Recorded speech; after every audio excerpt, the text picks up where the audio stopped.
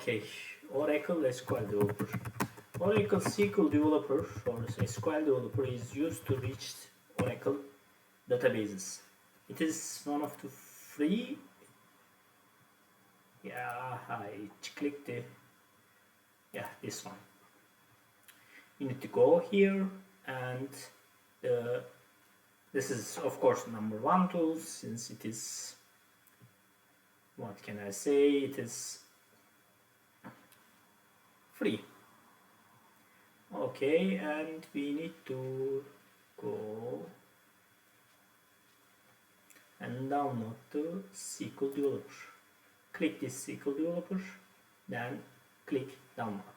This is JTK 8 included. I suggest that downloading this one if you have a developer toolkit installed, and most probably you do not have installed, and the difference is very low. Actually, download the other one. Yes, and I review, download the SQL Developer. It goes to another lure. It asks your password. You need to open and create an account, then sign in, and it downloads. Like here, it needs to finish.